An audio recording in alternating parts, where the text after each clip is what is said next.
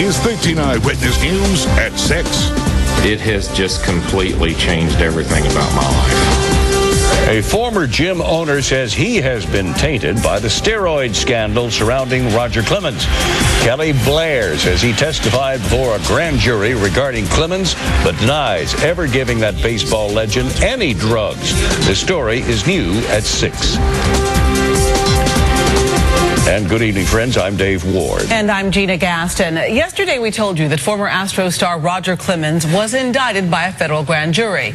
This in connection with his February 2008 testimony before a House committee regarding allegations of using steroids and other performance-enhancing drugs. While we wait to see what's next for Clemens, a local trainer is speaking out on how the scandal has affected his life.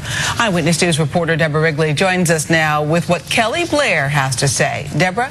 Gina, he went to college to study physical conditioning and finally achieved his dream, his own gym.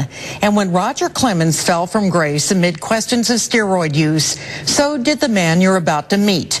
Pulled, he says, mistakenly into the investigation and now trying to recover. Kelly Blair is a conditioning and strength coach, but his life has changed because of the client he swore to a federal grand jury he never had. I didn't have anything to do with Roger Clemens. And yet he was pulled into it. Blair had a gym in Pasadena. He says he knew the family of Andy Pettit, and he also had, he says, a disgruntled former employee. We have a feeling that he's the first one that called. The first people to report on all this was the New York Daily News, and he called them and just made up a whole bunch of stuff, and that's where it took off. Blair's name wound up in a book written by a pair of Daily News reporters on Roger Clemens in the wake of the scandal. Blair is suing the authors and publisher among the portrayals as his attorney. He's the lead person in some underground steroid smuggling ring that originates in Mexico. You make statements like that, they have to be true. A libel lawsuit is underway but not close to being resolved. In the meantime, Blair's life has changed because of the Clemens investigation, which has proved toxic to him. 90% of my clientele fell off because of the media, and I had to finally just close my doors. He works out in gyms but no longer owns one. Judging from his story, he may be a case of collateral damage from the much larger Clemens case.